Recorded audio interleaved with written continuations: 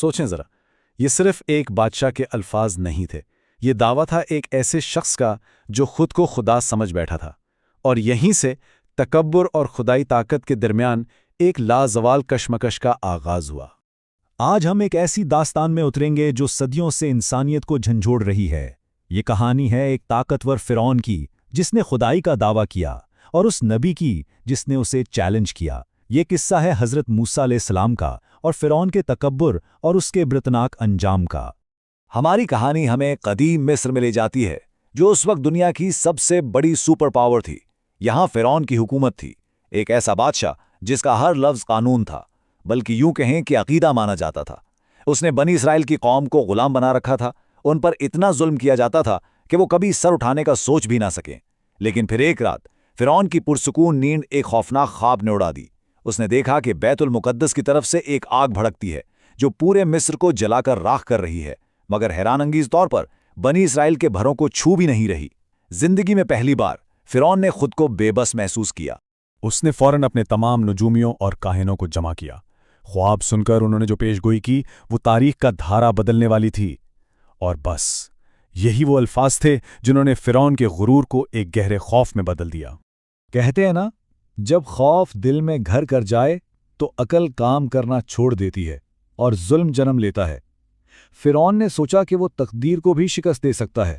اس نے ایک وحشیانہ حکم جاری کیا، بنی اسرائیل میں جو بھی نیا لڑکا پیدا ہو اسے فوراً قتل کر دیا جائے۔ اس حکم کے بعد شہر شہر موت کا رقص ہوا اور ہزاروں معصوم بچے اپنی ماؤں کی گود میں ہی مار دیے گئے۔ اسی ظلم اور اندھیر نگری کے بیچ حضرت موسیٰ علیہ السلام کی پیدائش ہوئی۔ ان کی والدہ ہر پل خوف کے سائے میں جیتی تھیں کہ کب کوئی سپاہی آ جائے گا۔ تب اللہ نے ان کے دل میں ایک تدبیر ڈالی، ایک ایسا الہام کیا جو ان کے بچے کی زندگی بچانے والا تھا۔ حضرت موسیٰ کی زندگی کی شروعات ہی معجزوں سے ہوئی۔ ان کی والدہ نے اللہ کے حکم پر اپنے جگر کے ٹکڑے کو ایک صندوق میں بند کیا اور دریائے نیل کی لہروں کے حوالے کر دیا۔ اور پھر دیکھیں قدرت کا انتظام، وہ صندوق بہتا ہوا سیدھا وہاں پہنچا جہاں سے ان کی جان کو سب سے زیادہ خطرہ تھا، یعنی فرعون کے محل میں۔ وہاں فرعون کی بیوی حضرت آسیہ کی نظر اس بچے پر پڑی اور اللہ نے ان کے دل میں موسیٰ کے لیے ایسی محبت ڈال دی کہ انہوں نے فرعون سے ضد کر کے بچے کو گود لے لیا۔ تو یوں جو بچہ فرعون کی سلطنت ختم کرنے والا تھا وہ اسی کے گھر میں پرورش پانے لگا۔ جوانی میں ایک ناگانی واقعے کے بعد انہیں مصر چھوڑ کر مدین کی طرف ہجرت کرنی پڑی۔ وہاں انہوں نے 10 سال ایک چرواہے کی زندگی گزاری۔ سوچیں، مصر کا شہزادہ اب ایک چرواہا تھا، اور اللہ اسی طرح اپنے نبیوں کو تیار کرتا ہے۔ اپنی مدت پوری کرنے کے بعد وہ اپنے گھر والوں کے ساتھ واپس مصر کا رخ کر رہے تھے۔ سفر کے دوران رات کے اندھیرے میں انہیں دور ایک پہاڑ پر آگ نظر آئی۔ جب وہ قریب پہنچے تو وہ کوئی عام آگ نہیں تھی، وہ ایک نور تھا، ایک روشنی تھی جس میں سے آواز آئی، اے موسیٰ، بے شک میں ہی تیرا رب ہوں۔ یہ وہ لمحہ تھا جب اللہ نے ان سے برائے راست بات کی، انہیں نبوت کا تاج پہنایا اور ایک واضح مشن دیا، فرعون کے پاس جاؤ، وہ حد سے گزر چکا ہے۔ اللہ کا حکم ملتے ہی حضرت موسیٰ اپنے بھائی حضرت ہارون کے ساتھ سیدھا فرعون کے دربار پہنچے۔ انہوں نے بڑے اطمینان سے اپنا مطالبہ رکھا کہ وہ بنی اسرائیل کو اس کی غلامی سے آزاد کر دے۔ فرعون نے تکبر سے کہا لگایا اور اپنے وقت کے سب سے ماہر جادوگروں کو مقابلے کے لیے بلا لیا۔ ایک بڑے میدان میں جادوگروں نے اپنی رسیاں اور لاٹھیاں پھینکیں اور دیکھنے والوں کی نظروں پر ایسا جادو کیا کہ وہ سب سانپ نظر آنے لگے۔ پھر حضرت موسیٰ نے اللہ کے حکم سے اپنی لاٹھی زمین پر ڈالی اور وہ ایک حقیقی دیو ہیکل اژدہا بن گئی اور جادوگروں کے سارے فریب کو ایک ایک کر کے نگل گئی۔ یہ منظر دیکھ کر جادوگروں پر حقیقت کھل گئی۔ وہ سمجھ گئے کہ یہ جادو نہیں، یہ اللہ کی طاقت ہے، اور وہ فوراً سجدے میں گر پڑے اور ایمان لے آئے۔ لیکن فرعون کا دل پتھر کا ہو چکا تھا۔ اس کے بعد اللہ نے مصر پر ایک کے بعد ایک نشانیاں بھیجیں۔ پہلے ایک تباہ کن طوفان آیا جس نے ساری فصلیں برباد کر دیں۔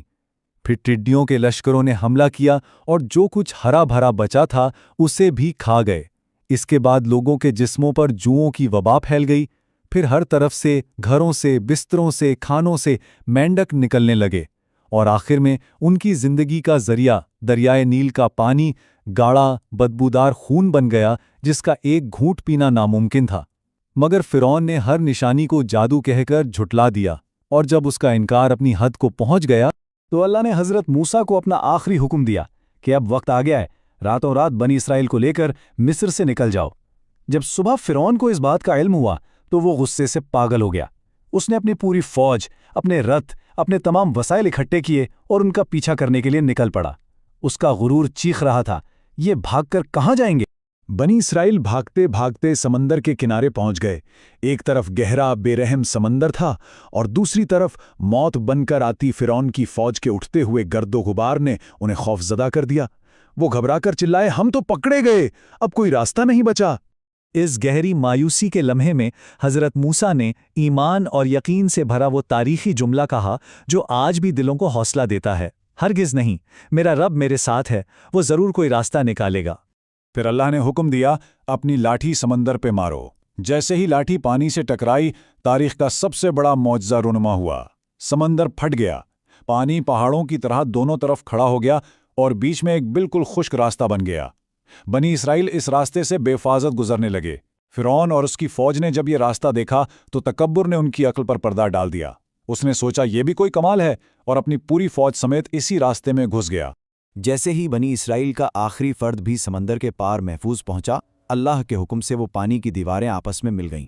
فرعون، اس کی فوج، اس کا تکبر، سب کچھ سمندر کی گہرائیوں میں غرق ہو گیا۔ ایک بھی شخص زندہ نہ بچا۔ ڈوبتے ہوئے جب موت بالکل سامنے نظر آئی، تب فرعون کی آنکھیں کھلی۔ وہ چیخا، میں ایمان لایا اس رب پر جس پر بنی اسرائیل ایمان لائے، مگر بہت دیر ہو چکی تھی، توبہ کا دروازہ بند ہو چکا تھا۔ لیکن اللہ نے ایک اور بات فرمائی جو آج تک دنیا کے لیے ایک زندہ نشانی ہے۔ فرمایا، آج ہم تیرے جسم کو بچا لیں گے تاکہ تو اپنے بعد آنے والوں کے لیے عبرت کا ایک نشان بن جائے۔ اور آج بھی اس کی لاش دنیا کے لیے ایک کھلا سبق ہے۔ اس پوری کہانی میں ہر کردار کا انجام اس کے اپنے انتخاب کا نتیجہ تھا۔ فرعون، جس نے خدائی کا دعویٰ کیا، وہ اپنے ہی غرور کے سمندر میں ڈوب کر آنے والی نسلوں کے لیے ایک انتباہ بن گیا۔ اس کے بالکل برعکس، اسی ظالم کے گھر میں رہنے والی اس کی نیک بیوی حضرت آسیہ، انہوں نے اپنے ایمان کو بچائے رکھا اور اللہ نے انہیں جنت کی خوشخبری دی۔